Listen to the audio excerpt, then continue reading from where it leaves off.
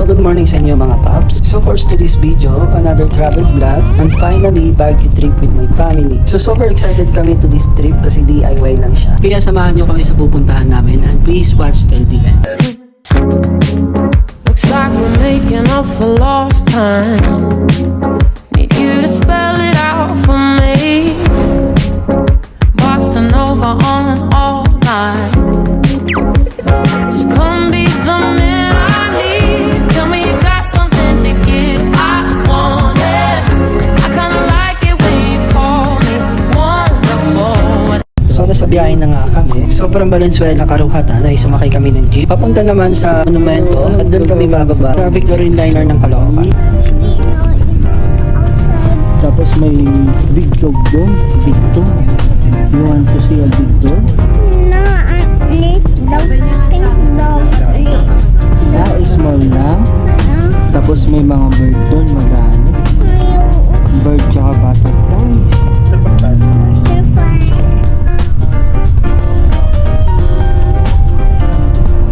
Sabi sa Google Map ay 4 na oras lang daw yung biyahe. Pero pagkakaalam ko, depende pa rin yun sa driver. Kasi may isasakay pa siyang mga pasahero. At magbabas stop pa kami. Behold? Behold? No! Bakit?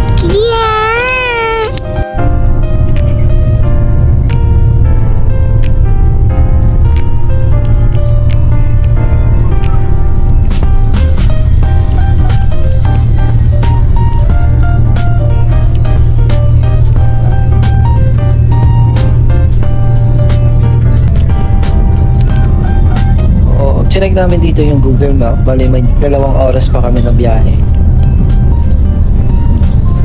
At nakarating na nga kami sa Baguio. Gabi na din kami nakarating. At syempre hindi pa kami kumakain. Kaya kakain muna kami sa Jollibee. Kung saan yung paborito ni Labi. Love, daddy love.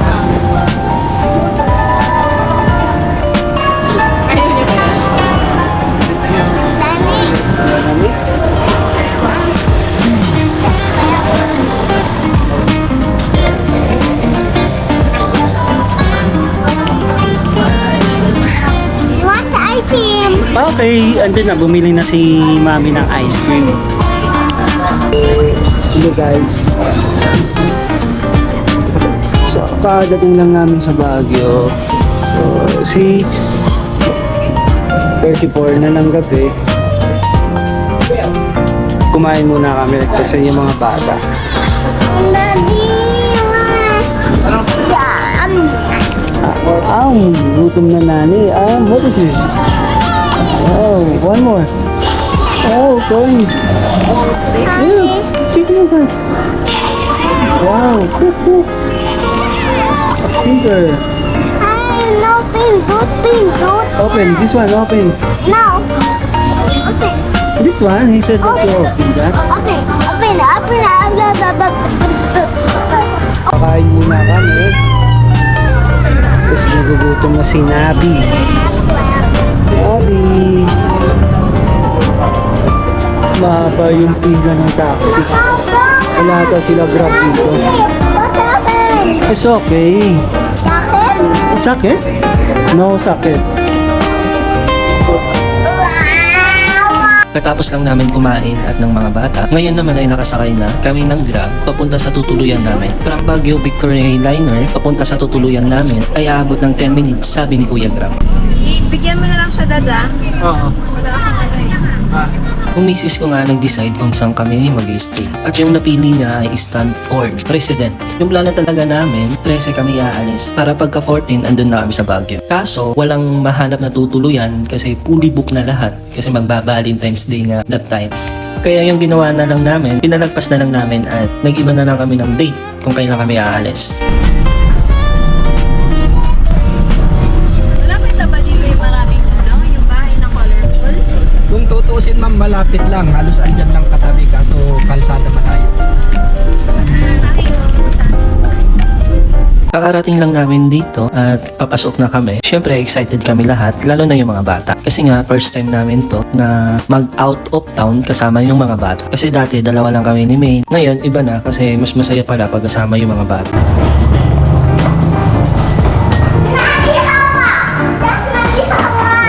Okay. Super Bowl. That's Daddy Bingo. So, Wow. inside. Dito, pwede tayo mag-picture dito na. It's a ganda. Tapos, mag-pay na si Mami. Pay. Close. So ito na nga, nakapasok na kami sa room at sakto lang sa aming apat. So tulad din ng iba, pwede ka din dito magluto kung gugustuhin mo. May extra kama din kung sakali hindi kayo kasya sa higaan. May lagayan na din sila ng mga damit at sapatos. Sakto nga to since na mag 3 days and 2 nights kami dito. At napansin ko lang wala na din nakalagay na aircon dahil siguro naka-open area kami at malamig yung klima dito sa Baguio. At may mini rep din sila kung sakali gusto namin bumili na frozen food. At yung bathroom naman nila, ang fairness, malinis at maluwag. Meron din balcony sila dito. Maliit nga lang pero maganda naman at kitang-kita yung city light paggabi.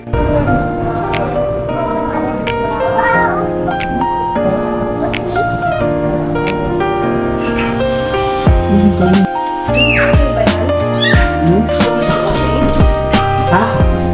Daddy, Oh. ganda yung ball. Hands properly. Okay,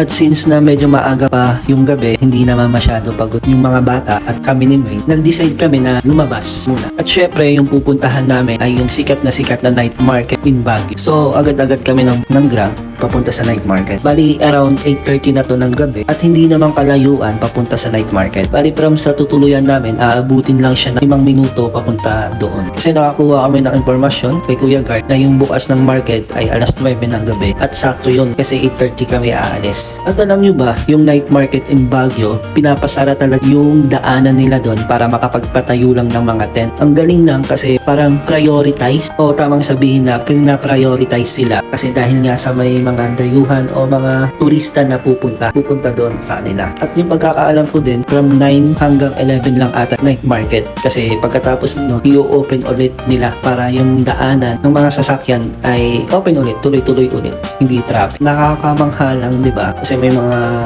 ganong event para talaga sa mga turista.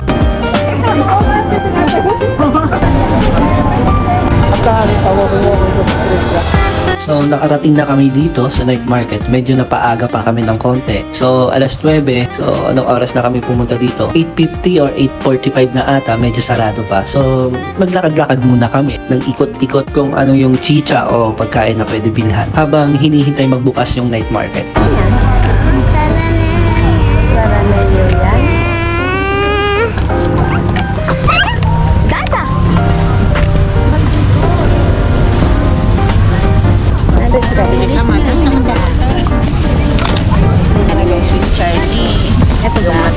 Strawberries niyo, strawberries.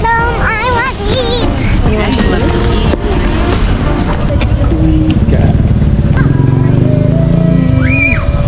Baby, bye. Wait lang,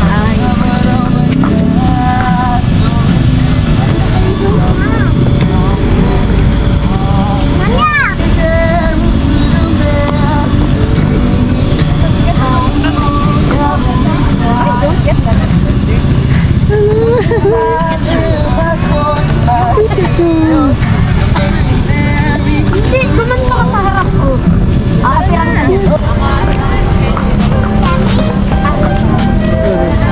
So, kakabukas lang at ang daming tao, ang daming turista, ang daming gusto bumili agad. Kasi sabi nga nila, andito na lahat. Andito na yung mga jacket, mga souvenir, mga shoes, at iba't iba pang gusto mong bilhin. Tama nga naman sila, hindi sila nagkamali. Nakaka-amaze kasi parang tulad sa amin, tuwing piyesta, parang may mga tent, tapos daming pamilhan o bilhin kung gugustuhin mo. Yung magnet nila dito, 100 ata, yung bell, 100 isa. Madami, maa-amaze ka talaga kung pupunta ka sa ganitong lugar.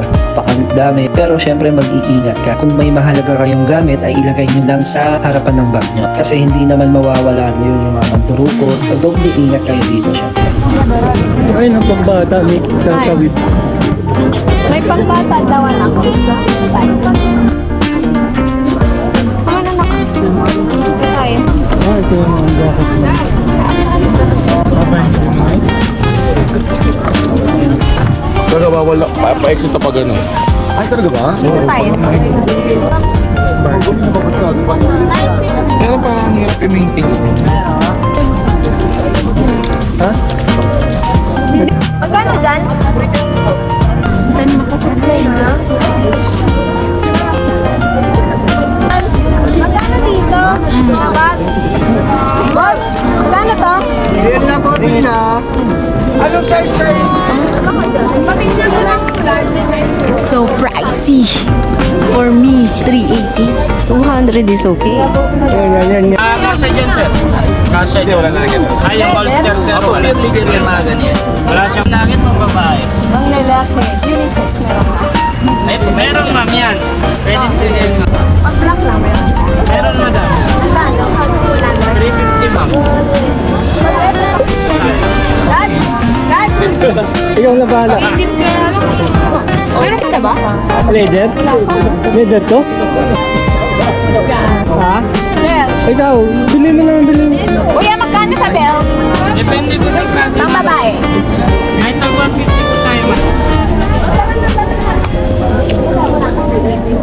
Yes, sir. Salita, ma'am. Maglit lang kami dito. Tinapos lang talaga namin yung simula hanggang dulo ng tent doon. Ayun, nagutom kami. Kumain muna kami dito sa tabi kasi kawawa naman yung mga bata. Nagugutom na din at syempre nagugutom na din ako at si May. Pero pupunta na kami sa season room kasi para kumain kami ng turo-turo doon. Lalo na yung balot. Gusto ko talaga kainin yun. At iba-iba pang mga street food. Kaso pagpunta namin ay sarado na. Hindi na namin naabutan. Yung naabutan na lang namin ay nagliligpit na, yung iba wala na talaga. Tsaka bukas na din yung daanan para doon. Dumadaan na yung mga sasakyan, mga grab. Yun yung hindi namin napaghandaan. Kaya nag-decide na lang ulit kami na maglakad-lakad na lang konti. Tsaka bumili ng i-stock para sa room namin. Kinaumagahan ay may kakainin kami. At pagkatapos nga, nag-decide na kami na umuwi na kasi medyo malalim na ngayong gabi dito at inaantok na yung mga bata. Upon pillars of sun.